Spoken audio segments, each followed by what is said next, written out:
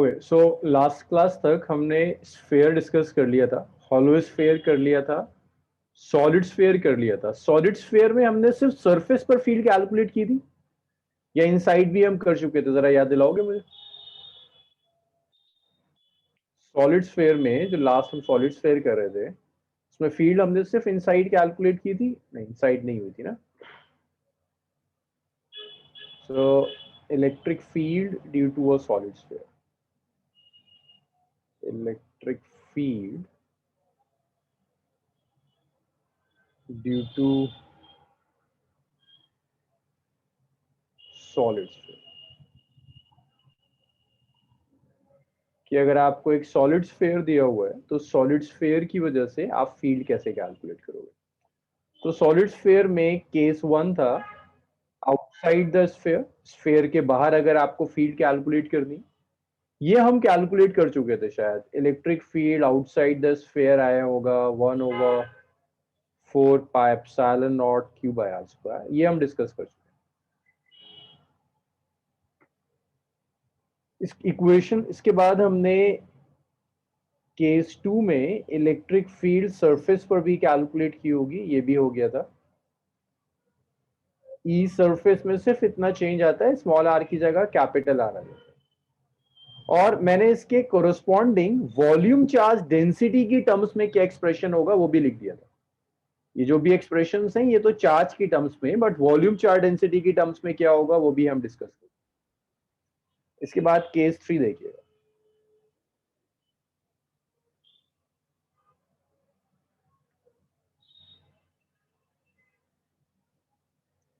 Case three is inside the sphere.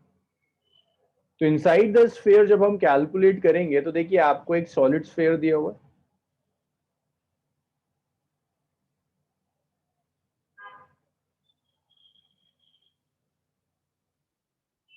Charge distribution volume है, means charge बाहर भी distributed होगा, अंदर भी डिस्ट्रीब्यूटेड है, हर जगह चार्ज डिस्ट्रीब्यूटेड है।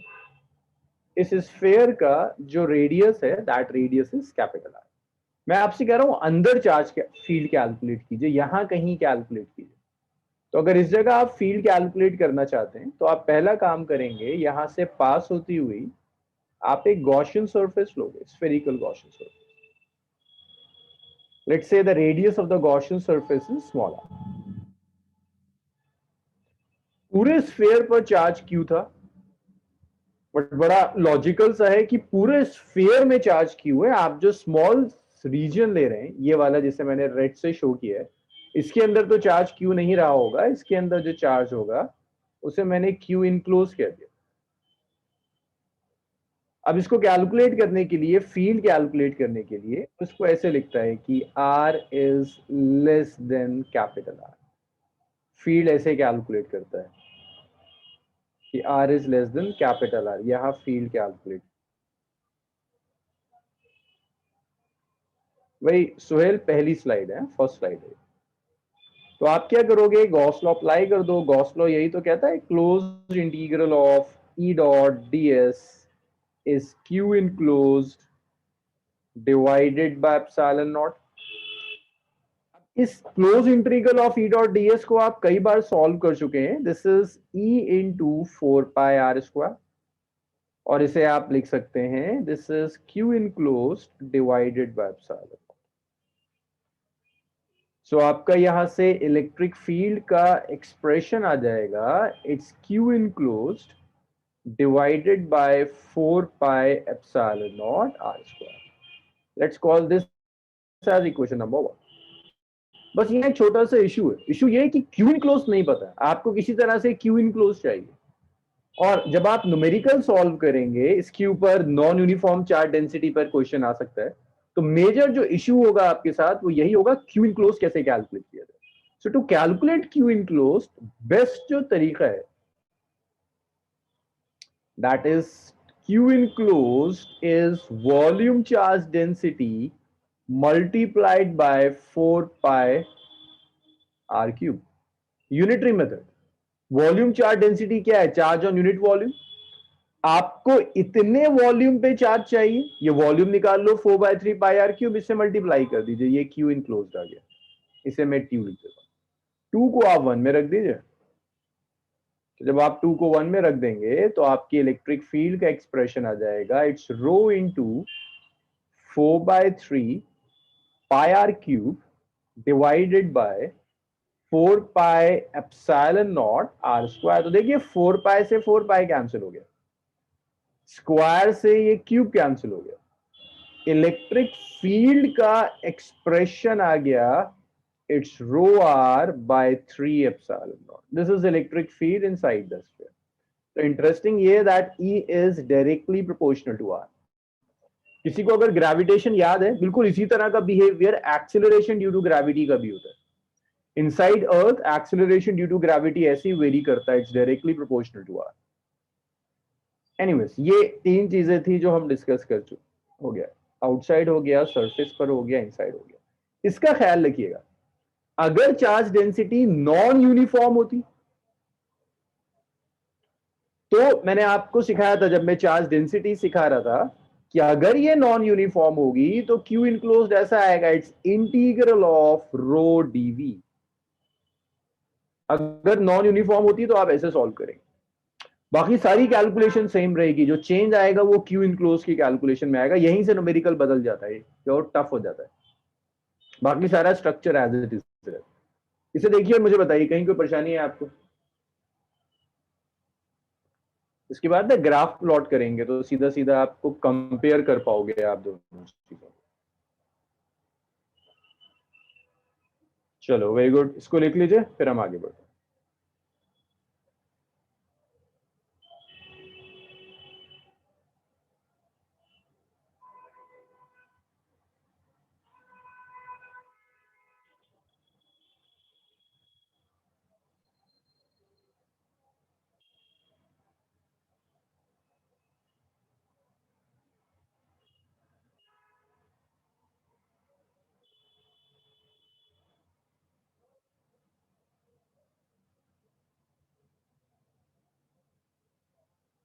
ना लिख लीजिए तो मुझे बताइए, ग्राफ प्लॉट करते हैं दोनों तरह के, फिर एक नॉन यूनिफॉर्म चार्ज डेंसिटी पर भी करके देखेंगे।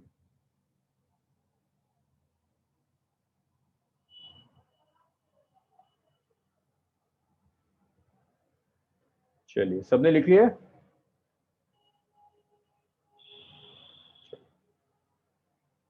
तो देखिए electric field versus position graph में प्लॉट कर रहा हूं, इलेक्ट्रिक फील्ड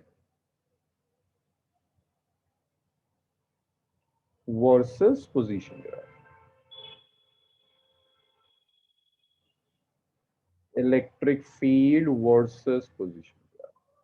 तो ये जो ग्राफ है आप दो तरह के सिस्टम के लिए ड्रॉ करेंगे। एक वो सिस्टम था जिसे आप हॉलो स्फीयर कह रहे थे या सॉलिड कंडक्टिंग स्फीयर कह रहे थे, जहां चार्ज आउटर सरफेस पर था, सिर्फ आउटर सरफेस पर। दूसरा सॉलिड स्फीयर हो जाएगा, सॉलिड नॉन कंडक्टिंग स्फीयर, हाँ, जहां चार्ज आउटर सरफेस पर भी होगा और इनसाइड भी होगा, solid non conducting sphere. Charge outer surface पर भी डिस्ट्रीब्यूटेड होगा, चार्ज इनसाइड भी डिस्ट्रीब्यूटेड होगा। जब आप हॉलो स्फीयर के लिए ग्राफ को प्लॉट करेंगे तो देखो इस ग्राफ में ना, एक सेकेंड, एक बार आपको स्फीयर ड्रॉ कर दूं।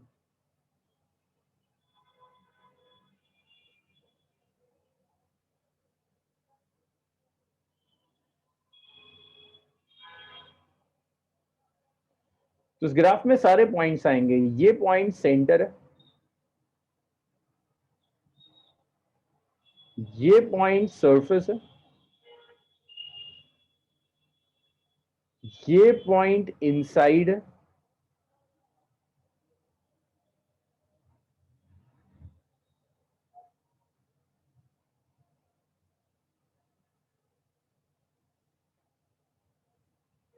ये पॉइंट आउटसाइड है।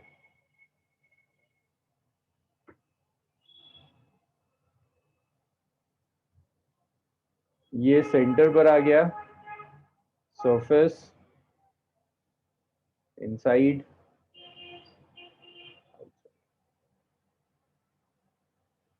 Radius of the both the sphere is capital R. तो अब जब आप ई वर्सेस आर ग्राफ प्लॉट करोगे तो ई वर्सेस आर ग्राफ को देखकर ये समझ में आ जाना चाहिए कि अंदर इलेक्ट्रिक फील्ड क्या है। सरफेस तो खैर एक पॉइंट है, तो सरफेस पे कोई वेरिएशन नहीं हो रहा, सरफेस पे तो एक वैल्यू होगी। भाई इनसाइड आउटसाइड और सरफेस में फर्क समझ में आ रहा है। इनसाइड पूरा रीजन है, सेंटर से लेकर यहां तक का पूरा रीजन इनसाइड है, बट सरफेस देख लो एक पॉइंट है, आउटसाइड एक पूरा रीजन है। ऐसे यहां पर सेंटर एक पॉइंट है, सेंटर और सरफेस के बीच में इनसाइड पूरा रीजन है, सरफेस एक पॉइंट है, आउटसाइड पूरा एक रीजन है। तो सरफेस पर वेरिएशन नहीं दिखेगा, सरफेस पर एक वैल्यू दिखेगी। इनसाइड वेरिएशन दिखेगा, आउटसाइड वेरिएशन दिखेगा। तो देखिए ये मैंने इलेक्ट्रिक फील्ड ली और यहां मैंने ऐसे लिखा कि ये जो small are is equal to zero. क्या मतलब है small r equal to zero का? पॉइंट सेंटर पे लाई कर रहा है। Small r equal to capital r, क्या मतलब है इसका? सरफेस पर लाई कर रहा है। Small are is less than capital r, इसका क्या मतलब हुआ? पॉइंट इनसाइड है। तो देख रहे हो ओ से लेकर कैपिटल आर तक सब इनसाइड है। Small are is greater than capital r का क्या मतलब हुआ? ये सारा का सारा रीजन आउटसाइड है। कोई कुछ पूछ रहा है या बता रहा है? हाँ सब बता रहे हैं। सो अगर आप हॉलो स्फीयर देखोगे तो आपको याद होना चाहिए, पलट के देख लें आप, हमने लास्ट फ्राइडे लिखा है कि इनसाइड द स्फीयर कोई फील्ड नहीं होती। इनसाइड द स्फीयर कोई फील्ड एग्जिस्ट नहीं करती। इनसाइड कोई फील्ड नहीं, कोई भी फील्ड इनसाइड नहीं। सरफेस पर जाते ही एकदम से फील्ड मैक्सिमम हो जाती है।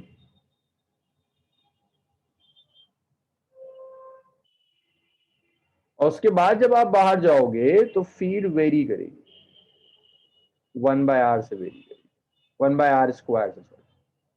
तो आपको दिखना चाहिए कि ई इनसाइड तो भाई देखिए जीरो थी, ये तो सरफेस है ना, सरफेस पर वैल्यू हमने निकाली थी it's sigma bye epsilon not. और ई आउटसाइड वेरी करती है। तो इसको देखकर, ग्राफ को देखकर समझ में आने लगता है कि अच्छा इनसाइड तो फील्ड जीरो है, सरफेस पर मैक्सिमम है, फिर बाहर जाते हैं तो डिक्रीज होनी शुरू हो जाती है। अब ऐसे ही ग्राफ आपको सॉलिड स्फीयर के लिए प्लॉट करना है, that's E versus r graph. Same points, r equal to zero centre, R equal to capital R surface, R is less than capital R inside, R is greater than capital R outside. तो centre पे तो यहां भी zero है। देखिए अगर R equal to zero रख दूं, अगर आप सेंटर पर कैलकुलेट करवाना चाहते हैं, ई सेंटर है ना, तो सेंटर के लिए R जीरो होगा, तो ई सेंटर कितना आ जाएगा? जीरो आ जाएगा। अगर आप सेंटर पे कैलकुलेट करना चाहते हैं तो ई जीरो होगा। और ये लीनियरली गया।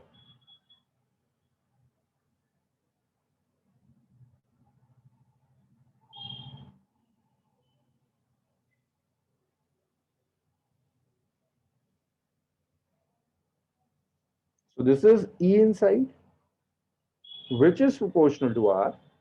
This is E outside, which is proportional to R square, and this is E surface.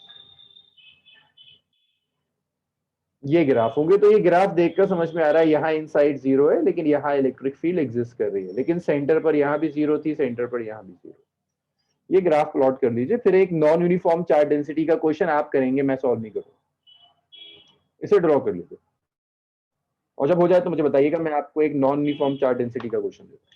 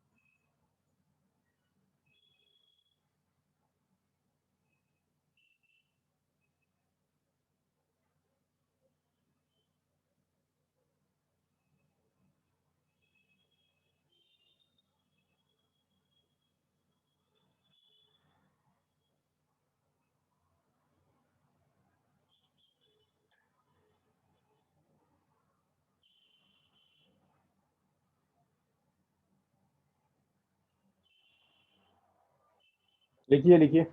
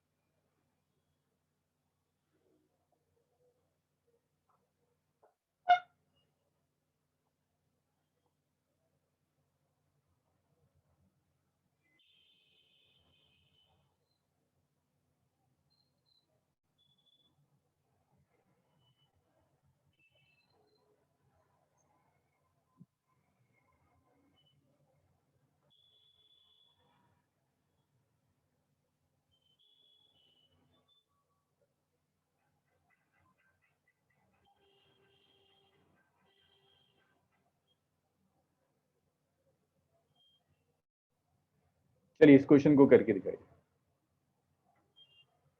Volume charge density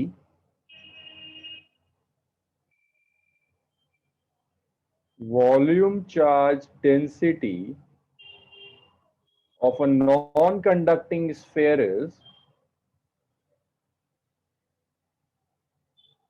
non-conducting sphere is rho is equal to k x cube या rho equal to kx मान लीजिए। Calculate electric field, first part, outside, second part, inside, second part, surface,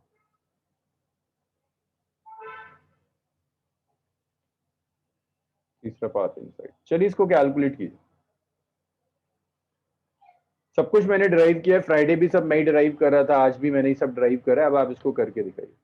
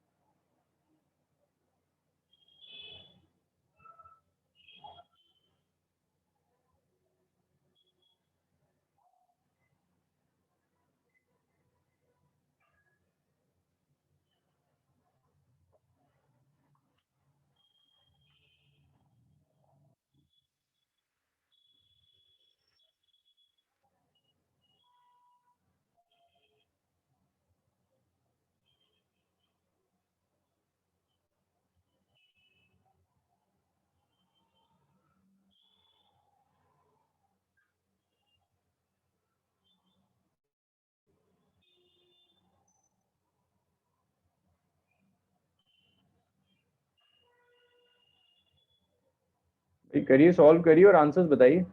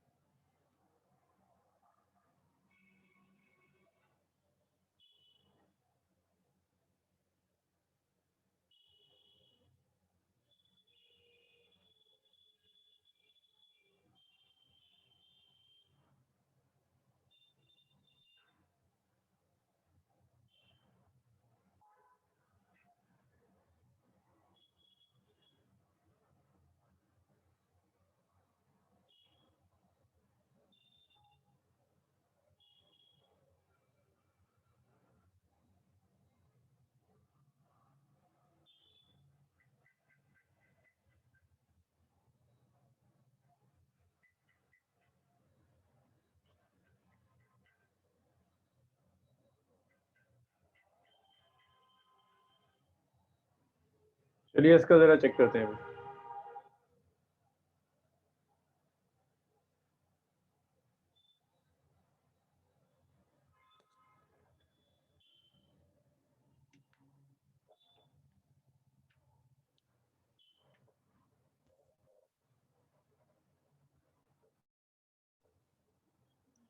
चलिए, शायद ये और किसी से नहीं हो रहा, सिर्फ एक अस्का का आंसर आया।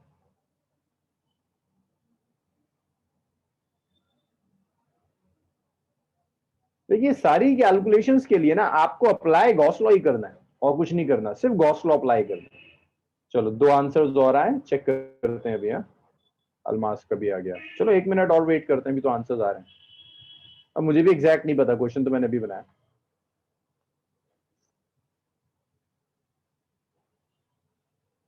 1 मिनट और वेट कर लेते हैं, शायद कुछ आंसर्स और मिल जाए।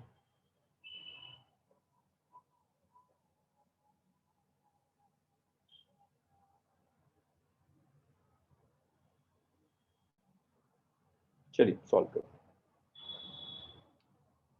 तो सबसे पहले जो आपको फील्ड चाहिए, वो फील्ड चाहिए आउटसाइड द स्फीयर। तो आपने एक स्फीयर लिया,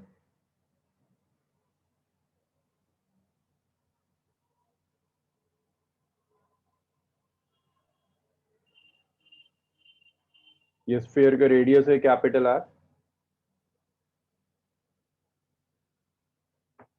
यहां आपको फील्ड चाहिए, और ये जो सेपरेशन आया इसको मैंने स्मॉल आर कर दिया।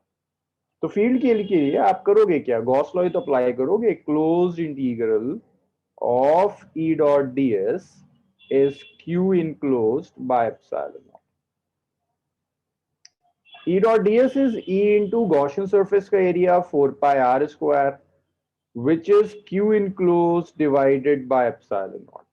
तो यहां से आप बहुत मजे से E कैलकुलेट कर सकते हैं। आपका E आ जाएगा, it's Q enclosed divided by 4 pi epsilon naught r square। चलो सोएदा का भी आ गया, मोमिना का भी आ गया। अभी चेक करते हैं। अब सिर्फ इशू रह जाता है Q enclosed कैलकुलेट करना। तो Q enclosed क्या आएगा भाई, आपकी charge density is non uniform. It's integral of rho d v, limit is 0 से लेकर आर तक। क्योंकि चार्ज इसके बियॉन्ड तो नहीं होगा ना, जो भी चार्ज होगा होगा तो स्फीयर पर, बाहर थोड़ी ना जाएगा स्फीयर से। तो कैलकुलेट फील्ड यहां कर दी है, लेकिन इंटीग्रेट यहां तक नहीं करोगे तो स्फीयर के बाहर चलेगा, यहाँ चार्ज थोड़ा ना होगा, चार्ज तो सिर्फ सरफेस तक होगा। अब आप वैल्यूज रख दीजिए। सो इट्स 0 टू आर, रो कितना आ गया के एक्स डीवी। अब इसके लिए आपको चार्ज डेंसिटी जहां मैंने सिखाई थी आपको, वहां जाना पड़ेगा। वहां सिखाया था कि आप एक स्मॉल वॉल्यूम एलिमेंट लेते हैं 4 पाई एक्स स्क्वायर डीएक्स। ये याद रखिएगा, आपको वेरिएबल्स मैच कराने। यहाँ x है तो इसे भी x लेके चलना, ऐसा मत करना ये r दिया और इसे x ले लें। अगर ये r दिया तो इसे भी r लेंगे। तो आपका यहां से, ये मैंने आपको कराया था जब मैंने आपको चार्ज डेंसिटीज कराई थी, लीनियर सरफेस वॉल्यूम, तब कराया था। सो यहां से Q इनक्लोज्ड आ जाएगा, it's 4 pi k, it's 0 to r, this is x cube dx। तो ये आ गया Q enclosed is 4 pi k, it's x to the power 4 by 4, limit is 0 to r। तो आपका ये Q इनक्लोज्ड आ गया। देखिए 4 पाई k बाय 4 तो अलग हो गया, this is r to the power 4 minus 0 to the power 4, 4 से 4 कैंसिल हो गया। तो Q इनक्लोज्ड आ गया पाई के r टू द पावर 4। तो आप एक काम करिए, आप इसे कह दीजिए ये 1 है, और आप इसे कह दीजिए ये 2 है। अब आप 2 को 1 में रख दीजिए। तो जब आप 2 को 1 में रख देंगे तो ये आ जाएगा पाई के r to the power 4 by 4 pi epsilon not r square. तो देखिए पाई से तो ये पाई कैंसिल हो गया, और तो कुछ कैंसिल हुआ नहीं। तो एक्सप्रेशन आया के r to the power 4 by 4 epsilon not r square. देखें जरा किस किसने अटेम्प्ट किया था,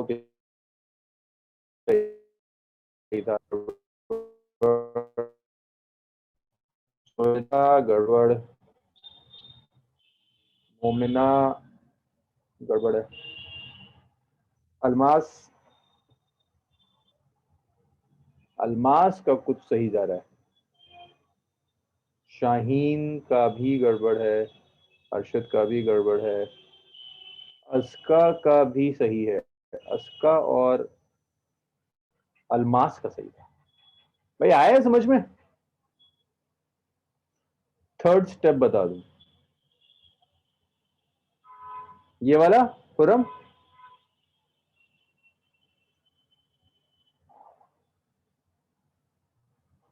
देखिए E is Q in close by, यहां से आपने इसे मल्टीप्लाई किया, ये आ गया। अब इसके बाद ना आपको चार्ज चाहिए। चार्ज होता है क्या है? भाई चार्ज होता है volume into volume, charge density into volume. आप डायरेक्टली मल्टीप्लाई तब करते हैं जब आपका चार्ज डिस्ट्रीब्यूशन यूनिफॉर्म हो। बट यहां अगर आप ढंग से देखोगे तो चार्ज डिस्ट्रीब्यूशन नॉन यूनिफॉर्म दिए। तो डिराइव कराते हुए मैंने आपसे कहा था कि अगर नॉन यूनिफॉर्म आ जाए तो आपको इंटीग्रेट करना होगा, तो मुझे इंटीग्रेट करना पड़ा। अब मैंने आपको सिखाया था, जब मैं आपको चार्ज डेंसिटी सिखा रहा था, वॉल्यूम चार्ज डेंसिटी में अगर चार्ज डिस्ट्रीब्यूशन नॉन यूनिफॉर्म हो जाए तो वॉल्यूम एलिमेंट लिखते हैं 4πx²dx। अगर ये नॉन यूनिफॉर्म हो जाए तो वॉल्यूम, आप चार्ज डिस्ट्रीब्यूशन लिखते हैं, वॉल्यूम एलिमेंट आप लिखते हो 4πx²dx। तो ये मैंने वहां से लिया। अगर आपको इसकी डिटेल चाहिए तो आपको जरा पलट कर देखना पड़ेगा, जहां मैंने linear charge density, volume charge density सब कराया था, वहां कराया मैंने आपको इस तरह के इंटीग्रल सॉल्व कराया। ये आ गया। सेकेंड पार्ट पर मैंने आपसे कहा था भाई इसे सरफेस पर कैलकुलेट कीजिए। That's straight forward thing. Surface का मतलब है small are is equal to capital R. तो आप लिख सकते हैं कि जो इलेक्ट्रिक फील्ड होगी that's K R to the power 4 by 4 epsilon not are square. So ये आ गया के आर स्क्वायर बाय 4 एप्सिलॉन। अब थोड़ा सा इशू रह जाता है इनसाइड का। तो देखो इनसाइड कहीं और कोई चेंज नहीं आएगा, बस लिमिट में चेंज आएगा कि अब ये कैपिटल आर तक नहीं, आप स्मॉल आर तक इंटीग्रेट करेंगे। तो ये थर्ड पार्ट मैं आपके लिए छोड़ूंगा, आप करोगे इसे। थर्ड पार्ट में सब कुछ सेम रहेगा, बस क्यू इन क्लोज में जो इंटीग्रल है ना वो जीरो से स्मॉल आर हो। क्योंकि आप अंदर कैलकुलेट कर रहे हो तो आप सिर्फ वो पोर्शन लोगे जितने वॉल्यूम में चार्ज डिस्ट्रीब्यूटेड। इसे लिख लीजिए भाई। ऐसी तब आती है, टफ बनता है। सोएदा हुआ, मुमिना, हर्षद, अब समझ में आया? भावल है आज।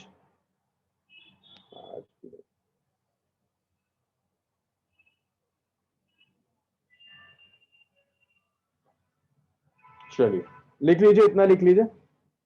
स्फेयर खत्म हुआ मेरी तरफ से। बस आपको एक कैविटी और सिखा दूं कि स्फेयर में अगर कैविटी हो जाए तो कैसे सॉल्व करते हैं, फिर कैविटी के बाद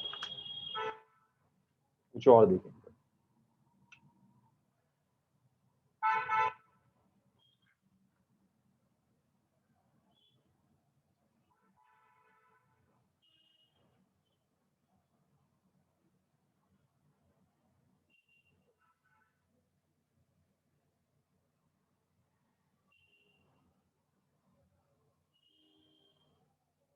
तो लिखा आप सब लोगों ने? अब ये तो जाहिर सी बात है, वो चीजें जो आपके सीबीएसई एग्जाम्स में कभी नहीं आती। सीबीएसई तो इन चीजों को टच भी नहीं करता।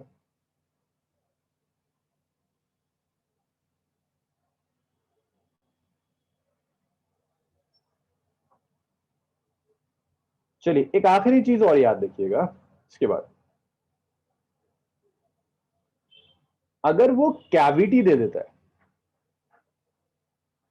कैविटी इनसाइड, अब मैं डिराइव नहीं करूंगा, मैंने बहुत कुछ डिराइव कर दिया है। इसका एक्सप्रेशन डायरेक्ट लिखूंगा, इनसाइड सॉलिड नॉन कंडक्टिंग। देखो हॉलो स्फीयर में तो कैविटी से कोई फर्क पड़ेगा ही नहीं, अंदर जब चार्ज ही नहीं है तो क्या काट कर अलग करोगे। But if you have a solid non conducting sphere और इसमें मैंने कैविटी कर, सो ये कुछ ऐसा है कि मैंने आपको एक सॉलिड स्फीयर दिया, इज अ सॉलिड स्फीयर, ये सॉलिड स्फीयर है। कैविटी करने का मतलब है, मैंने आपसे कहा है सॉलिड स्फीयर का एक छोटा सा हिस्सा काट कर अलग कर दीजिए। सॉलिड स्फीयर लीजिए और इसमें से इतना हिस्सा काट कर अलग कर दीजिए, ये कैविटी है, होल हो जाएगा, होल हो गया, ये cavity, this is the cavity. Sphere का कुछ रेडियस है which is capital R, sphere पर throughout the volume charge distributed है which is let's say that charge is rho, cavity का कुछ सेंटर है, स्फीयर के कैविटी का कुछ रेडियस भी है, मान लीजिए बी रेडियस है कैविटी का, ये क्रूशियल है, स्फीयर का सेंटर और कैविटी के सेंटर के बीच में जो सेपरेशन है दैट सेपरेशन इज, तो जो इलेक्ट्रिक फील्ड होगी ना कैविटी के अंदर, वो ना कैविटी के रेडियस पर डिपेंड नहीं करेगी, वो डिपेंड करेगी चार्ज डेंसिटी पर और इस पर कि कैविटी के सेंटर और स्फीयर के सेंटर में कितना सेपरेशन है। तो electric field inside the cavity होती है it's rho a by 3 epsilon, this is the expression of electric field. अगर स्फीयर पर अभी ये फील्ड का डायरेक्शन है अवे फ्रॉम द चार्ज, ये इलेक्ट्रिक फील्ड का डायरेक्शन होगा, बट अगर मैं आपको पॉजिटिव की जगह नेगेटिवली चार्ज स्फीयर दे दूं तो चीजें थोड़ी सी चेंज हो जाएंगी यार। अगर मैं आपको स्फीयर दूं जो इंस्टेड ऑफ पॉजिटिवली चार्ज वो नेगेटिवली चार्ज, पॉजिटिव चार्ज होने की जगह अगर वो स्फीयर नेगेटिवली चार्ज, तो सिर्फ और सिर्फ फील्ड का डायरेक्शन बदल जाएगा। ये एक नेगेटिवली चार्ज स्फीयर है हर जगह, इसमें मैंने एक कैविटी कर दी, यहां कहीं मैंने एक कैविटी कर दी। अब कैविटी के अंदर अगर तुम फील्ड ढूंढोगे ना, ये स्फीयर का सेंटर, ये कैविटी का सेंटर, ये दोनों में सेपरेशन ए, अब इलेक्ट्रिक फील्ड नेगेटिव चार्ज की वजह से टुवर्ड्स द सेंटर होगी, ये होगी electric, away from the centre नहीं होगी, electric field towards the centre होगी। तो आप ऐसे लिखोगे कि यहाँ जो इलेक्ट्रिक फील्ड है that's minus of rho a by 3 epsilon, minus of rho a by 3 epsilon not, ये आपकी इलेक्ट्रिक फील्ड होगी इनसाइड द कैविटी।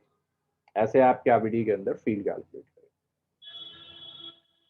चलो वेरी गुड, इतना लिख लीजिए। इसके बाद देखते हैं ये वाला पोर्शन, फील्ड की कैलकुलेशन वाला पोर्शन खत्म हुआ, गॉस लॉ में मुझे बस ये सिखाना था, बाकी कुछ क्वेश्चंस हैं जो हम असाइनमेंट्स में दे देंगे आप।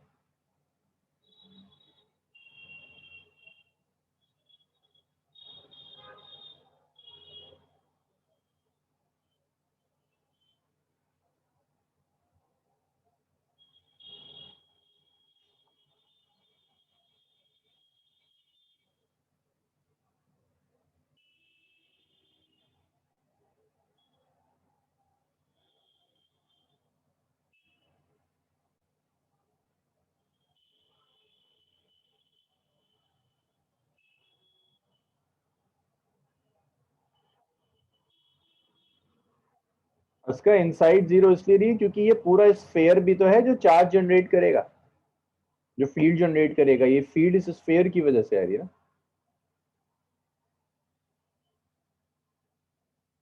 यहाँ पर ये जो स्फेयर है ये फील्ड जनरेट करे, नहीं मेघना साइज पर डिपेंड नहीं करे।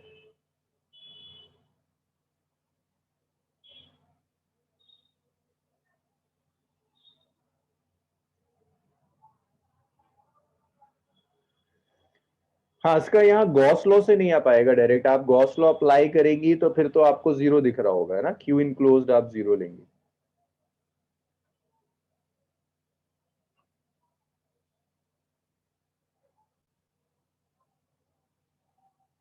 जी जी, this is position vector Harshita ना, origin, let's consider this centre as origin, this is position vector.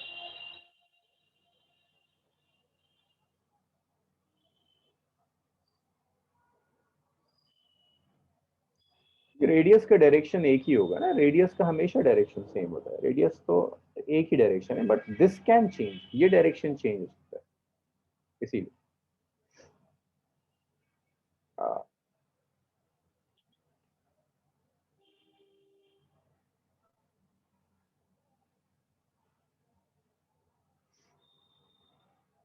चलिए भाई इतना लिख लिया आप लोगों ने, ये गॉस लॉ खत्म हुआ।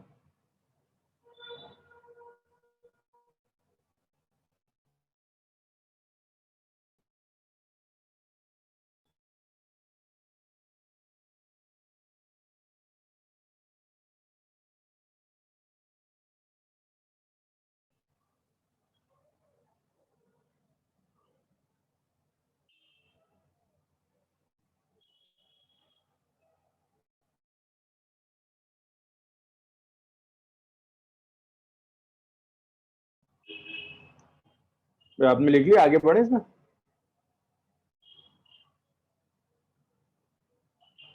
गॉस लॉ के बाद अब नेक्स्ट है आपके पास force on a charge particle electric field.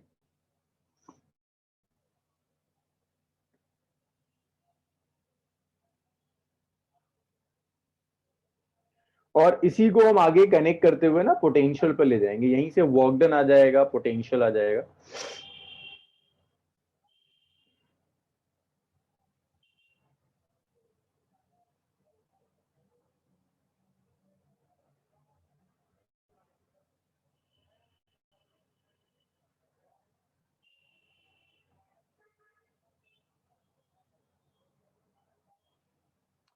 देखिए आपने करा क्या, आपने एक एक्सटर्नल फील्ड ली, उस एक्सटर्नल फील्ड में एक चार्ज पार्टिकल रख दिया। सही है, आपकी फील्ड है।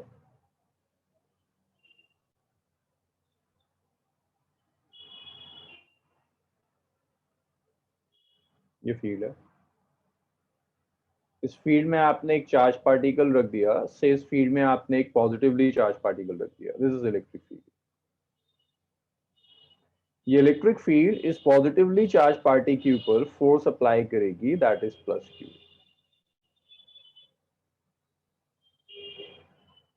ये जो फील्ड है ये चार्ज जनरेट नहीं कर रहा है, ये एक्सटर्नल फील्ड है। तो ये एक्सटर्नल फील्ड इस चार्ज पार्टिकल पर जो फोर्स अप्लाई करती है, दैट फोर्स इज क्यू। ऐसी अगर ये चार्ज पार्टिकल नेगेटिव है तो फील्ड इस पार्टिकल पर फोर्स अप्लाई करेगी minus of Q. Magnitude same होगा, बस डायरेक्शन अलग हो जाएगा।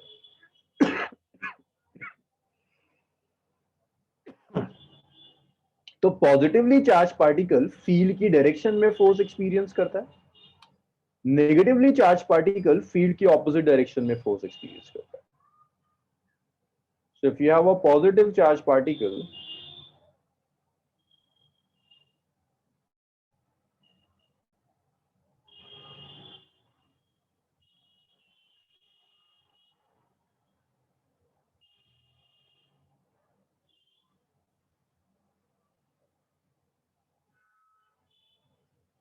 Positively charge particle force experience करेगा in the direction of field, और जो नेगेटिव चार्ज पार्टिकल है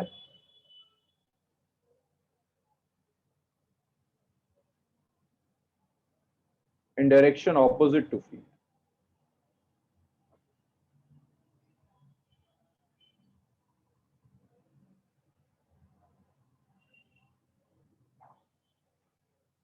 तो ये तो फोर्स हो गए। अब देखिए कॉन्सेप्ट इतना सा है, सिर्फ फील्ड में आपने पार्टिकल रख दिया, फोर्स आ जाएगी। देखो इसको आप यूज कैसे करोगे, हो सकता है कैविटी में यूज करा ले। कहता है कैविटी के अंदर उसने एक चार्ज पार्टिकल रख दिया, लेट्स से एक पॉजिटिवली चार्ज पार्टिकल रख दिया। कहेगा चार्ज पार्टिकल के ऊपर फोर्स बताओ, तुम्हें पता है कैविटी में फील्ड कितनी है? तो अगर यहाँ चार्ज पार्टिकल रख दिया तो फोर्स कितनी हो जाएगी, force will be Q. Simple, ये फोर्स का एक्सप्रेशन आ जाएगा। तो जितने भी आपने एक्सप्रेशंस पढ़े थे फील्ड के, अगर वो एक्सप्रेशंस आपको आते हैं तो फोर्स इज जस्ट क्यू। मैंने इसीलिए आपको जब फील्ड के एक्सप्रेशंस कराए अलग अलग तरह के सिस्टम्स के लिए, मैंने फोर्स डिराइव नहीं कराया। ना मैंने रॉड के लिए फोर्स कराई, ना मैंने रिंग के लिए फोर्स कराई, ना स्फेयर, दो स्फेयर्स के बीच में फोर्स का क्या एक्सप्रेशन होगा। इसी वक्त के लिए छोड़ दिया था कि अगर आपको फील्ड आती है तो फोर्स कैलकुलेट करने के लिए आप जस्ट चार्ज से मल्टीप्लाई कर दीजिए, फोर्स आ जाएगी। तो आप भी अलग से ना किसी बुक में अगर न्यूमेरिकल्स दिए हैं, अब आपको क्वेश्चंस दिखेंगे, रिंग के एक्सिस पर चार्ज रखा है, रॉड के पास चार्ज रखा है, तो अलग से डिराइव करने की जरूरत नहीं, आप फील्ड कैलकुलेट कीजिए, उस फील्ड को चार्ज से मल्टीप्लाई कर दीजिए, फोर्स आ जाएगी। अब अगर फोर्स आ गई आपके पास, पॉजिटिवली चार्ज पार्टिकल भी फोर्स आ गई, नेगेटिवली चार्ज पार्टिकल के ऊपर भी अगर फोर्स आ गई, अब आप ऐसा कर सकते हैं, अगर m आपको पता है, m is mass of charge particle,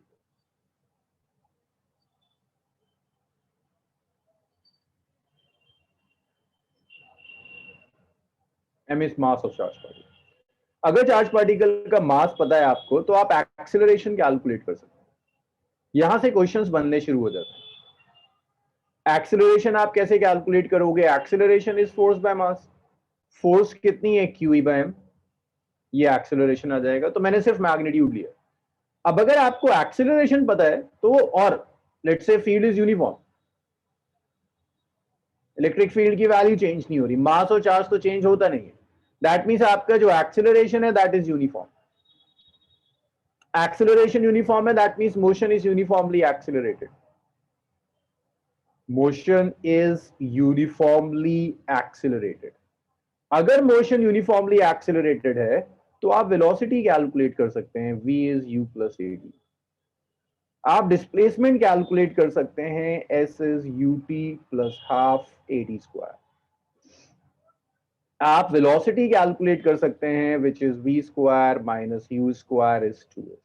आप यूनिफॉर्मली एक्सेलरेटेड मोशन में आपने जो कुछ भी पढ़ा था वो सब आप कैलकुलेट कर सकते हैं. बट अगर E यूनिफॉर्म नहीं है, इलेक्ट्रिक फील्ड चेंज कर रही है, means acceleration is non uniform. अब इन केसेस में ये तीन इक्वेशंस तो यूज होंगे नहीं. आप क्या करोगे, आप वेलोसिटी कैलकुलेट करने के लिए या डिस्प्लेसमेंट कैलकुलेट करने के लिए आप इंटीग्रल्स यूज करेंगे. ये सब एक्सप्रेशन अब आपको यूज करने होंगे. v is ds over dt. s चाहिए आपको तो आपने वेलोसिटी को इंटीग्रेट कर दिया. एक्सेलरेशन dv ओवर dt होता है. वेलोसिटी चाहिए थी तो एक्सेलरेशन को इंटीग्रेट कर दिया. इस तरह की चीजें कर दी डिपेंडिंग अपॉन द क्वेश्चन. वो आपको देखकर डिसाइड करना होगा कि जो फील्ड है आपकी वो यूनिफॉर्म आ रही है या नॉन यूनिफॉर्म आ रही है. तो वहां से आप एक्सेलरेशन वेलोसिटी के लिए दो तरह से जा सकते हैं. इतना लिख लीजिए. इस पर कुछ क्वेश्चंस देखते हैं.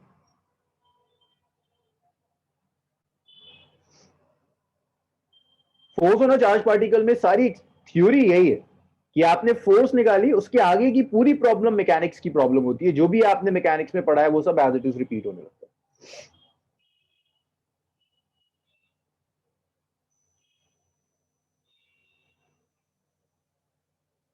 ना लिख लीजिएगा तो बताइएगा मुझे.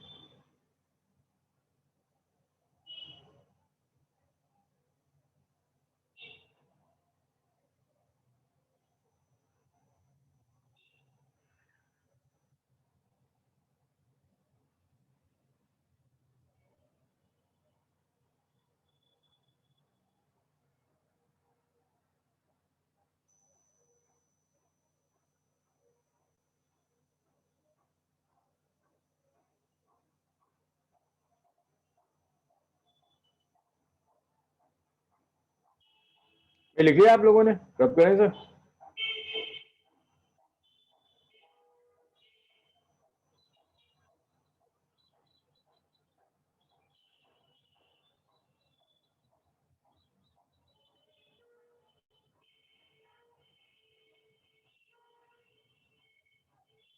कुछ क्वेश्चंस देखिए जहां इस कॉन्सेप्ट को बहुत यूज किया है. जैसे एक क्वेश्चन आया था सिंपल पेंडुलम पर, अक्सर क्वेश्चंस आते हैं जहां इस लॉजिक को यूज कर लेता है. तो देखिए सिंपल पेंडुलम के क्वेश्चंस में क्या होगा, वो कहता है अच्छा एक सिंपल पेंडुलम है, पेंडुलम ऑसिलेट कर रहा है. पेंडुलम की जो बॉब है दैट्स चार्ज क्यू, और यहां नीचे ना एक प्लेट रखी हुई है, लॉन्ग प्लेट रखी हुई है, having surface charge density sigma. This is long plate.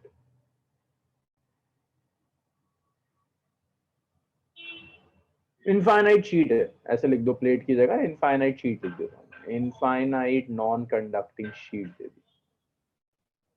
Infinite non conducting sheet.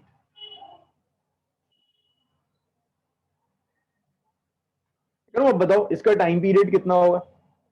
तो देखो तुम्हें पता है एक्सेलरेशन ड्यू टू ग्रेविटी तो एक्ट कर ही रहा होगा डाउनवर्ड्स. अब ये देखना है क्या कोई और भी एक्सेलरेशन आ गया. भाई देखो ये शीट है, ये शीट अपनी फील्ड जनरेट करेगी ई. ये फील्ड इस चार्ज के ऊपर फोर्स अप्लाई करेगी, तो एक एक्सेलरेशन और आएगा. क्या आएगा, it's Q E divided by the mass of the ball. ये एक एक्सेलरेशन और आ गया. ई कितना होता है, सिग्मा बाय 2 एप्सिलॉन नॉट. तो एक एक्सेलरेशन और आ गया आपके पास. मैग्नीट्यूड लिख रहा हूं क्यू ई बाय एम. ई होता है sigma by 2 epsilon not Q sigma by 2 epsilon not multiplied by. ये एक्सेलरेशन आ गया. अब अगर एक्सेलरेशन आ गया तो टाइम पीरियड ले लो. टाइम पीरियड क्या होगा, 2 pi root over L by G अब देखो जी और ये इलेक्ट्रिक फील्ड और इलेक्ट्रिक फील्ड का एक्सेलरेशन ऑपोजिट डायरेक्शंस में जाएंगे, तो माइनस कर दो जी माइनस ए, तो टाइम पीरियड आ जाएगा 2 पाई रूट ओवर L बाय G minus Q sigma by 2 epsilon not m. ये सीधा सीधा सा क्वेश्चन मिलता है। अब अगर यहीं पर वो शीट फील्ड दे दे, नेगेटिवली चार्ज बॉडी दे दे, आपको क्या लगता है क्या चेंज आएगा? अगर पॉजिटिव की जगह वो कहते हैं sheet is negatively charge, that's it, क्या चेंज आएगा बताइए जरा मुझे।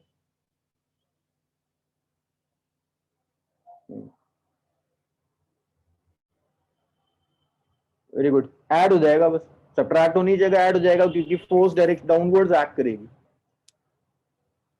तो अगर आपको मैकेनिक्स ढंग से आती है, मैकेनिक्स में ये छोटी छोटी सी चीजें ऐड होती चली जाएंगी। भाई इस बार भी अभी जो जेई का पेपर था ना, जिसे इलेक्ट्रोडायनामिक्स आती है first book of physics 12th के सिलेबस की, और जिसे 11th के सिलेबस की फर्स्ट बुक आती है, तो मेरा मानना है कि फिजिक्स में तो उसका क्रैक हो गया, बहुत अच्छी परसेंटाइल ले आएगा। अगर इलेक्ट्रोडायनामिक्स आती है और 11th की फर्स्ट बुक आती है, एक से काम नहीं चलेगा, चीजें इंटर रिलेटेड होती है। इस बार तो एसएचएम वगैरह का भी वेटेज बहुत ज्यादा नहीं रहा, इसे ढंग से कर लो, 11th की फर्स्ट बुक और 12th की फर्स्ट बुक, बेड़ा पार लग जाता है। एनीवेज लिखा लो जल्दी से इसको, फिर और देखते हैं और क्या काइनेमेटिक्स से कैसे कनेक्ट कर सकते हैं इस चीज को। हमेशा ना इसकी एप्लीकेशंस मैकेनिक्स में ढूंढना।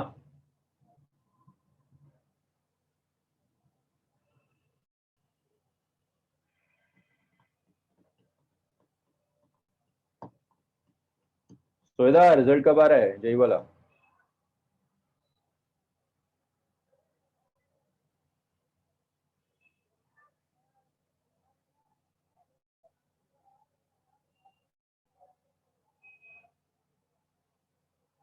सेवन।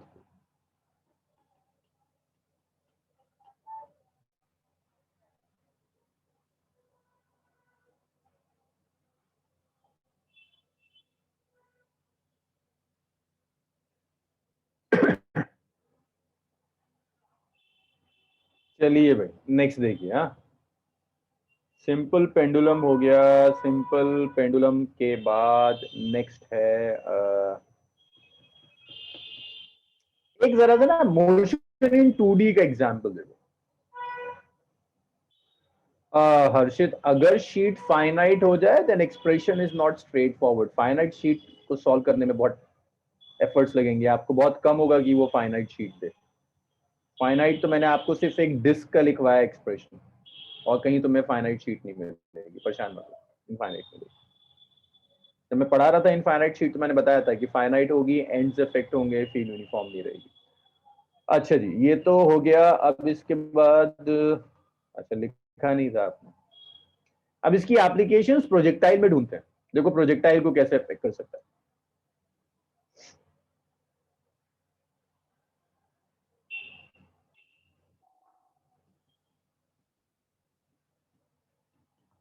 पेपर आप लिख लो तो बताइएगा मुझे।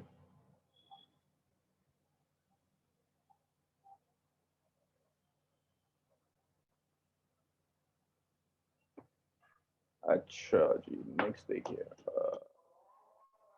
2 मिनट दो मुझे, फिर शुरू करेंगे। 2 मिनट।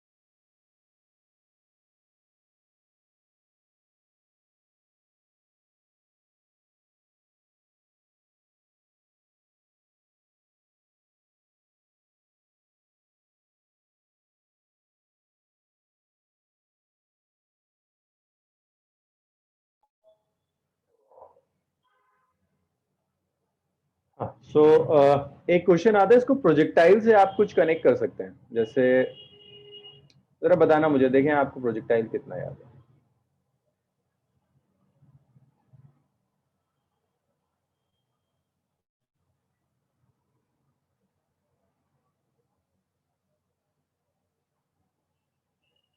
आपने यहाँ से प्रोजेक्ट किया है, यू वेलोसिटी से ये यहाँ जाकर गिर गया। इसे रेंज कहा करते थे ना, कुछ एक्सप्रेशन याद है किसी को रेंज का, कितना होता है रेंज?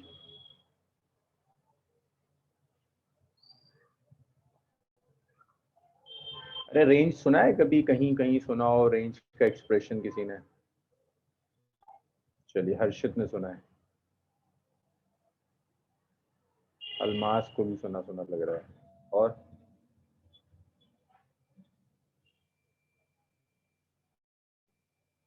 राशिद। जी, तो ये एक्सप्रेशन क्या था? U square sine 2 theta divided by G, sine 2 theta by G, ये रेंज का expression.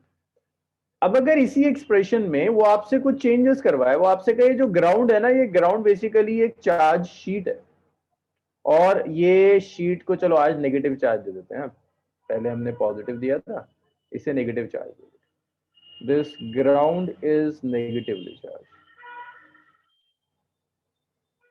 having surface charge density sigma. So ground have surface charge density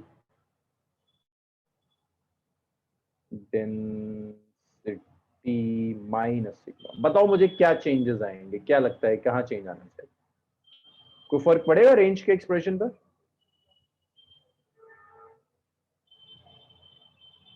body पे जो चार्ज है दैट्स पॉजिटिव है ना, पॉजिटिवली चार्ज बॉडी।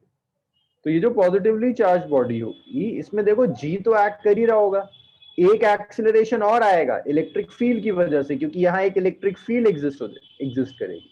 ये जो infinite sheet है यहाँ पर एक फील्ड जनरेट करेगी, तो एक एक्सेलरेशन और आ जाएगा ए, और ए क्या होगा? ए हो जाएगा क्यू ई डिवाइडेड बाय। तो यहाँ से आप रेंज निकाल सकते हैं, बाकी सारे एक्सप्रेशंस में भी आप चीजें सब्स्टिट्यूट कर सकते हैं। एक और क्वेश्चन आ जाता है, ये बेसिकली एनसीईआरटी की प्रॉब्लम है, अब जो मैं आपको करा रहा हूँ।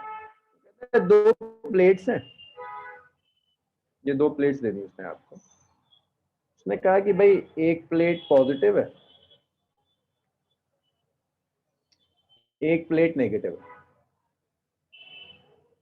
पॉजिटिव वाले की चार्ज डेंसिटी भी सिग्मा और नेगेटिव वाले की भी चार्ज डेंसिटी सिग्मा, तो यहां पर एक फील्ड एग्जिस्ट, पॉजिटिव से नेगेटिव एक फील्ड एग्जिस्ट करेगी।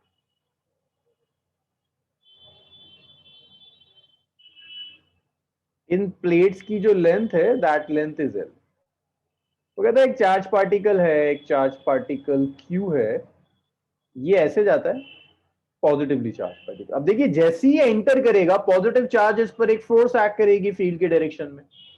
इस फोर्स की वजह से चार्ज पार्टिकल धीरे धीरे धीरे धीरे धीरे धीरे डिफ्लेक्ट करता चला जाता है, और डिफ्लेक्ट करते करते बाहर निकल जाता है। ये जो चार्ज पार्टिकल का डिफ्लेक्शन आया ना, ये डिफ्लेक्शन वाई, चार्ज पार्टिकल कितना डिफ्लेक्ट हुआ दैट इज वाई। आपको ये डिफ्लेक्शन कैलकुलेट करना है। शाहीन पूछ रही है क्यू तो पॉजिटिव है ना, तो माइनस नहीं होना चाहिए। जी शाहीन, ये क्यू पॉजिटिव है और फील्ड नेगेटिवली चार्ज की वजह से है, तो फील्ड डाउनवर्ड्स होगी, तो नीचे खींचेगा ना, नेगेटिव चार्ज पॉजिटिव चार्ज के पार्टिकल को नीचे खींचेगा, तो एक्सेलरेशन भी नीचे होगा, इसीलिए ऐड हो गया। चलिए, तो ये जब बाहर निकलेगा, वो पूछ रहा है कि ये डिफ्लेक्शन क्या होगा पार्टिकल का। आपसे कहता है calculate Y deflection of particle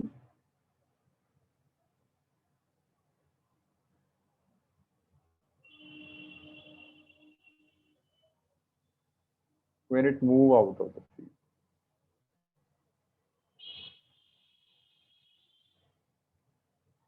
तो जब ये फील्ड से बाहर जाएगा, तो आपको चाहिए वाई एक्सिस के अलॉन्ग कितना डिस्प्लेस होगा, the length of the sheet is L, sheets की लेंथ है। तो भाई सॉल्यूशन आप ऐसे लिख सकते हैं, आप एक्स एक्सिस, अच्छा उसको मैं नेक्स्ट पेज पर ही लिखूंगा। आप इसको एक्स एक्सिस और इसे आप वाई एक्सिस में डिवाइड कर दीजिए।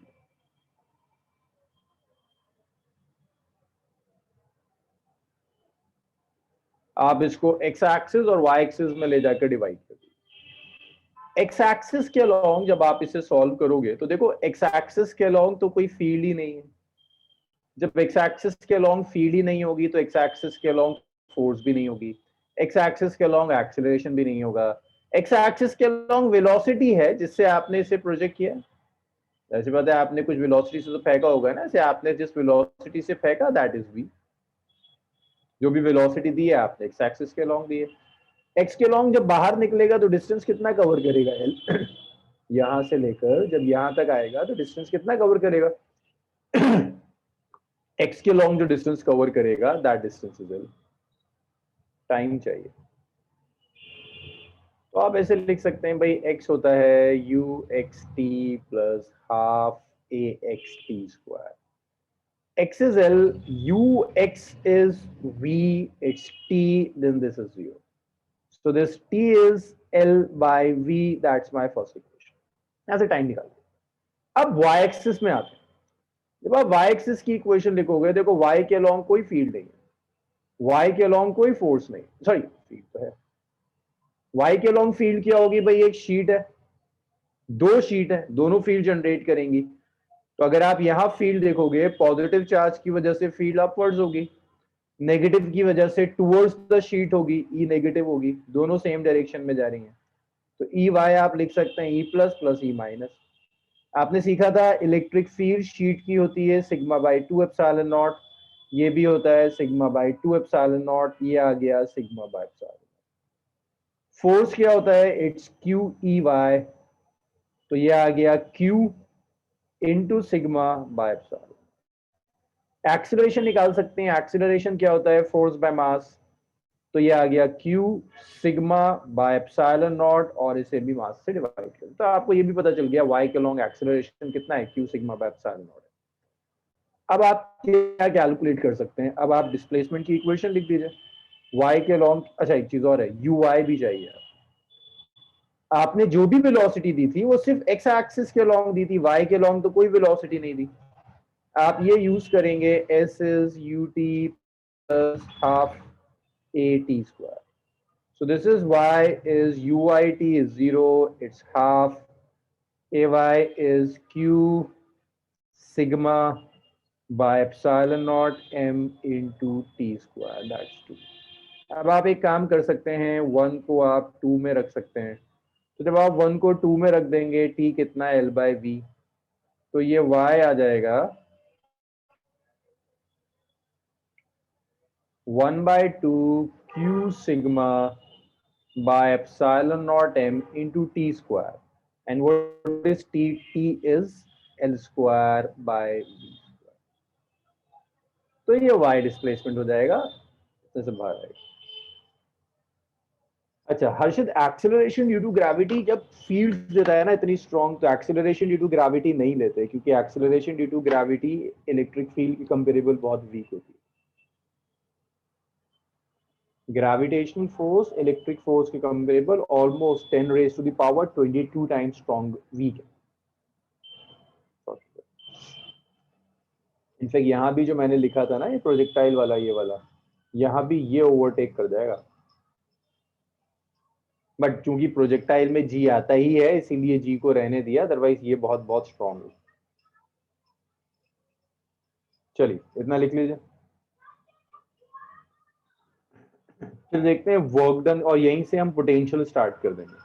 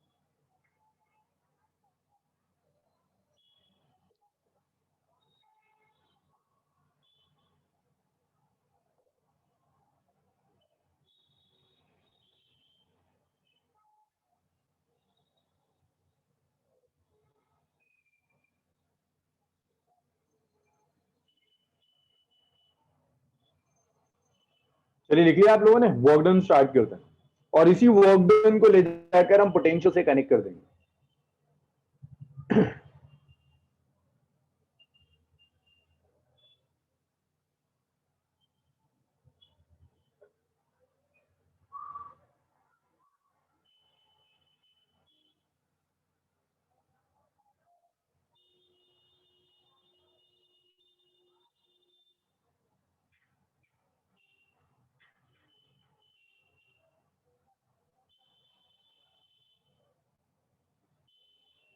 देखिए यहाँ हो क्या रहा है, हमने इलेक्ट्रिक फील्ड ली,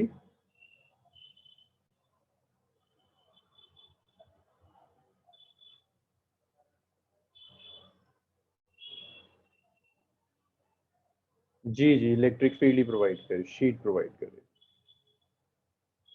सो ये इलेक्ट्रिक फील्ड है जी, इस बार भी वो इनफाइनाइट। इस इलेक्ट्रिक फील्ड में आपने एक चार्ज पार्टिकल रख दिया Q, इस चार्ज पार्टिकल पर एक फोर्स एक्ट कर रही होगी and that force is Q।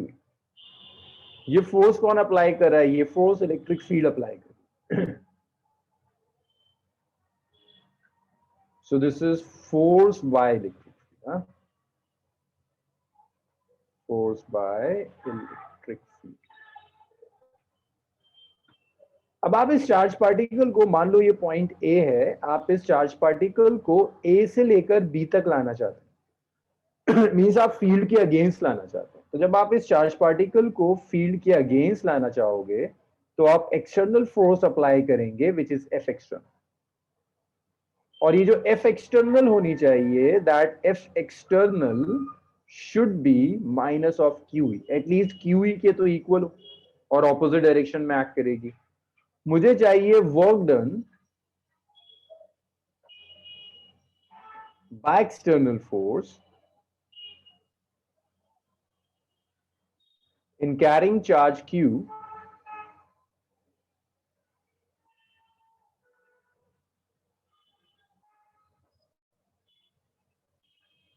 from A to B। तो A से B तक चार्ज पार्टिकल को लेकर जाने में जो वर्क डन करना होगा, that work done is minus QE dot दिया। A से लेकर B तक हम इसे इंटीग्रेट करते हैं। अब अगर यही मैं आपसे कहूं कि फील्ड यूनिफॉर्म है, मैं आपसे कहता हूं इफ फील्ड इज यूनिफॉर्म, अगर ये इलेक्ट्रिक फील्ड यूनिफॉर्म है, फील्ड अगर यूनिफॉर्म है तो आप सिर्फ एक काम करो, ए से बी चाहिए ना एक्सटर्नल फोर्स का, भाई चार्ज बाहर ले आओ, इलेक्ट्रिक फील्ड बाहर ले आओ, ये भी यूनिफॉर्म है तो बाहर ले आओ। बचेगा क्या, डी आर बचेगा, डी आर का इंटीग्रल आर होता है। आर को ए से बी तक मीन्स एक पोजीशन वेक्टर से बी पोजीशन वेक्टर तक इंटीग्रेट कर दो। तो ए से B work done by external force आ गया minus of QE, it's R B minus R. Position vectors नहीं, ऐसे निकाल दो। R B minus R A जो होता है position vector of B minus position vector of A, that's basically displacement vector from A to B. It's a displacement vector. Position vector देने का मतलब ये, यहां कहीं ओरिजिन माना, कहीं ओरिजिन होगा, उस ओरिजिन की रिस्पेक्ट में ये वाला सेपरेशन इज आर है, ओरिजिन की रिस्पेक्ट में ये वाला सेपरेशन इज आर बी, और ए टू बी जो आप जा रहे हो ना, यहां displacement vector is R A, यहां displacement vector is R A. तो ये डिस्प्लेसमेंट वेक्टर है। तो ए से बी जब आप लेकर जाओगे external force, it's minus of QE, it's R A B with a dot product, यहां डॉट। तो ये ख्याल रखना है कि कहां यूनिफॉर्म कहां नॉन यूनिफॉर्म, ये आप तब यूज कीजिए जब फील्ड आपकी नॉन यूनिफॉर्म। बट अगर आपकी फील्ड यूनिफॉर्म हो जाए तो आप इसे यूज कीजिए, this is for uniform field, this is for uniform field. बस फर्क क्या है, ये फर्क है कि यहां पर पोजीशन वेक्टर की टर्म्स में, यहां डिस्प्लेसमेंट वेक्टर की टर्म्स में। और एक चीज और लिख लीजिएगा, अगर वो आपसे कहता है work done by electric field बताओ, work done by electric field बताओ। तो देखिए work done by electric field is exactly negative of work done by external force. जो भी वर्क डन एक्सटर्नल फोर्स करेगी उसका नेगेटिव कर दो। तो नेगेटिव करने का क्या मतलब है, देखिए यहां पर नेगेटिव साइन था ना, ये नेगेटिव साइन खत्म हो जाएगा, Q E dot D R बचेगा। तो ये बच जाएगा Q E dot D R A से लेकर बी तक, आप ऐसे लिख रहे हैं, ये ख्याल रखिए, ये work done by electric field है। यहीं से मैं पोटेंशियल की डेफिनेशन लिखना शुरू कर दूंगा, यहीं से पोटेंशियल शुरू हो जाएगा। लिखिए। और जैसे ही हम पोटेंशियल कंप्लीट करेंगे, कैपेसिटर पर बाद में आएंगे, ग्रेविटेशन पहले करेंगे, क्योंकि ये सारी चीजें एज इट इज ग्रेविटेशन में। तो मैं एक 2-3 घंटे की क्लास में ग्रेविटेशन वाइंड अप कर दूं।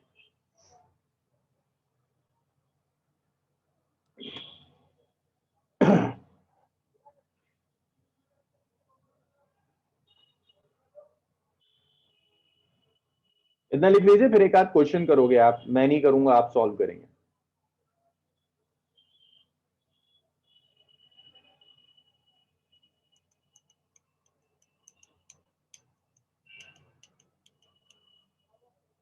इतना हो जाए तो बताइए, फिर कुछ क्वेश्चंस करते हैं।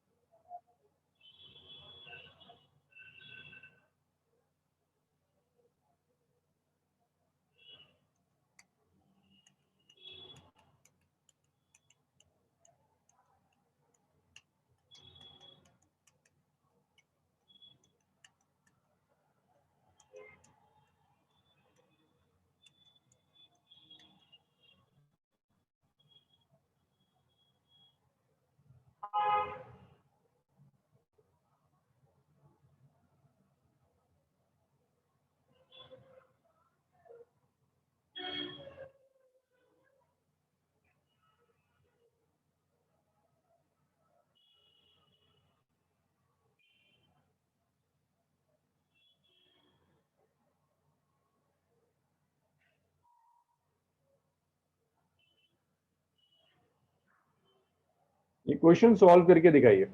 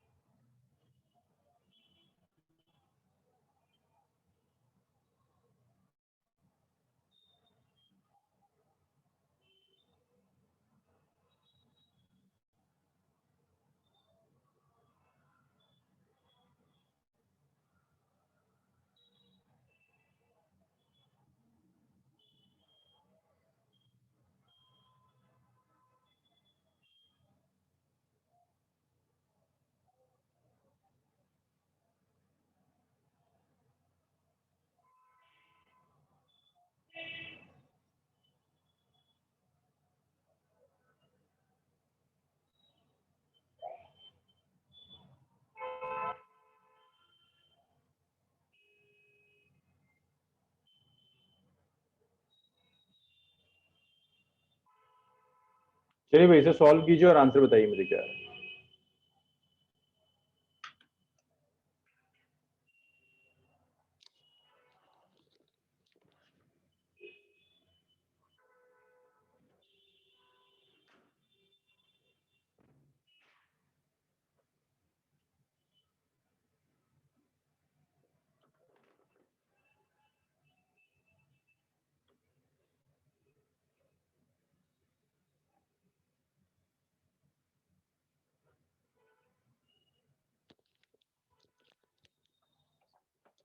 जी बताइए क्या आ रहा है।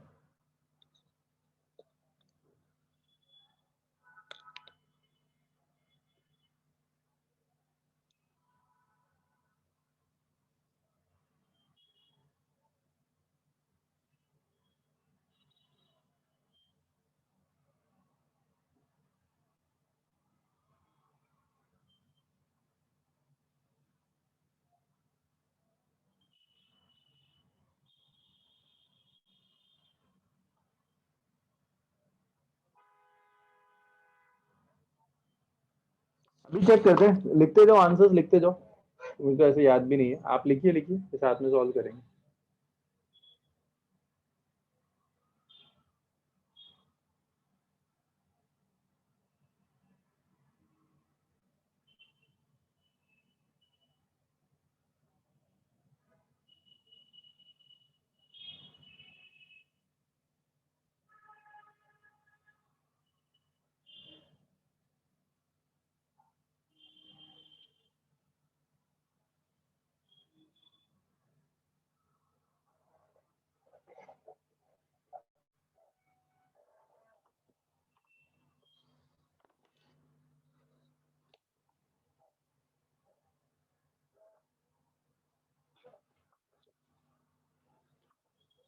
चलिए भाई चेक करते हैं आपने जो कैलकुलेट किया है वो करा क्या है।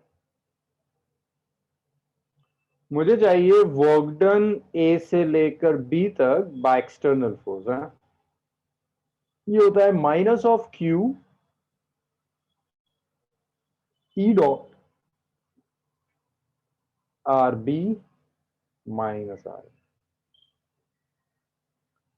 वैल्यू रखते जाते हैं ना, माइनस क्यू कितना दिया है -2, चार्ज को प्रॉपर वैल्यू के साइन के साथ रखिए। इलेक्ट्रिक फील्ड है 2 i cap plus 3 j cap. R B, B point के कोऑर्डिनेट्स हैं 3 1 1, तो position vector is 3 i cap plus j cap plus k cap. Minus R A के कोऑर्डिनेट्स है 2 0 1, 2 i cap 0 j cap plus k cap. तो जब आप इसे subtract करोगे इट्स 2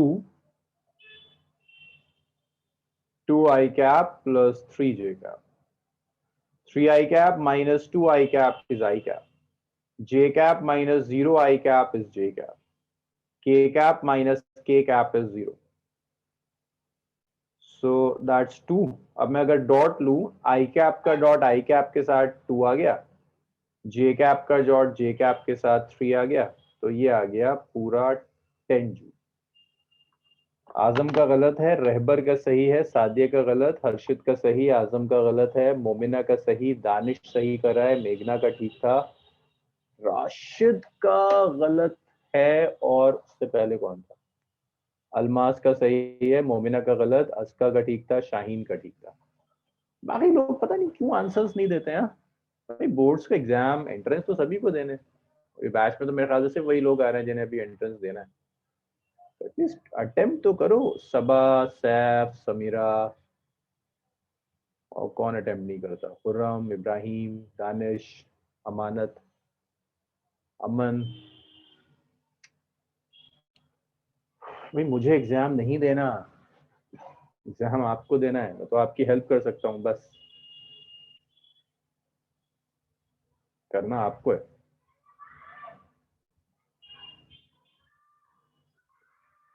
चलिए इतना लिख लीजिए, फिर देखते हैं यहां से हम पोटेंशियल तक कैसे आते हैं।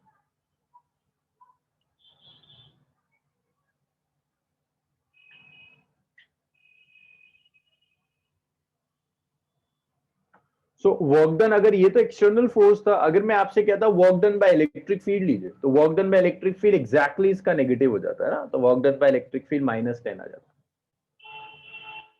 देखो ये आपने वर्क डन सीख लिया, आपको इलेक्ट्रिक फील्ड कैलकुलेट करना आ गया अलग अलग डिस्ट्रीब्यूशंस के लिए, इलेक्ट्रिक फील्ड में फोर्स कैलकुलेट करनी आ गई, इलेक्ट्रिक फील्ड में वर्क डन कैलकुलेट करना आ गया। अब आप सीखो इलेक्ट्रिक फील्ड की कुछ स्केलर प्रॉपर्टीज जो वर्क डन से रिलेटेड हो। जैसे इसमें से पहला है कि इलेक्ट्रिक फील्ड इज कंजर्वेटिव, तो उसको ना ऐसे लिखते हैं, यहां से बहुत कहानियां बनेंगी। Conservative nature of electric field.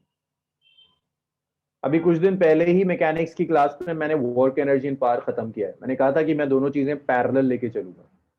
कुछ दिन पहले ही आपने कंजर्वेटिव नेचर और सारी चीजें पढ़ी थी, वो एज इट इज यहां अब आप यूज करो। Conservative nature of electric field as it is, जो आपने वर्क एनर्जी इन पावर में पढ़ा था वो सब चीजें आपको दिखने लगेंगी। आपने वर्क एनर्जी इन पावर में बहुत जनरल पढ़ा होता है, किसी भी फील्ड के लिए, किसी भी तरह का पोटेंशियल, कोई सी भी फोर्स, कोई सी भी कंजर्वेटिव फोर्स होता है, लेकिन अब आप बहुत पर्टिकुलर टाइप की कंजर्वेटिव फोर्स पढ़ोगे, आप सिर्फ इलेक्ट्रिक फोर्स के बारे में पढ़ो। तो पहला चीज है electric field is conservative,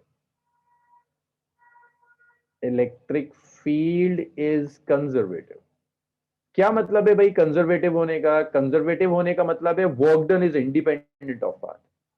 conservative होने का मतलब है work done is independent of path.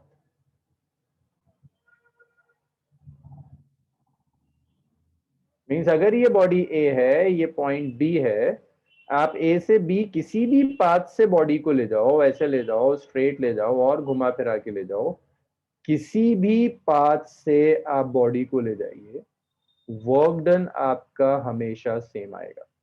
W1 is W2 is equal to W3। In a conservative field work done path से इंडिपेंडेंट होती है, पाथ पर डिपेंड नहीं करती। तीनों हर पाथ से वर्क डन एग्जैक्टली सेम, कहीं से भी आप जाएं वर्क डन सेम होगा।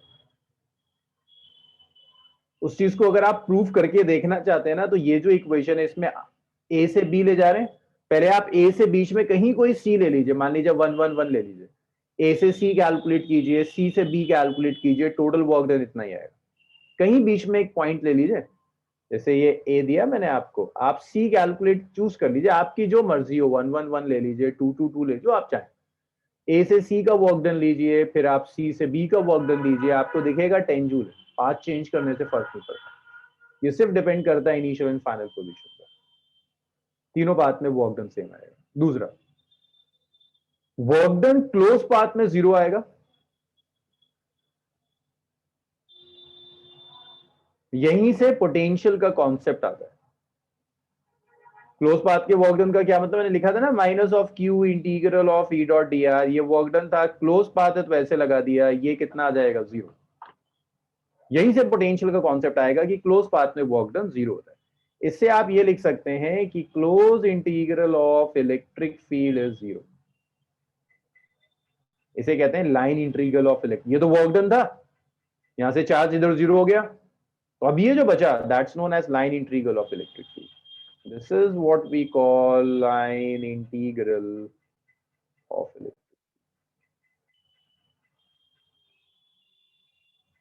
इसे हम कहते हैं this is line integral of electric field. ये इलेक्ट्रिक फील्ड का लाइन इंटीग्रल है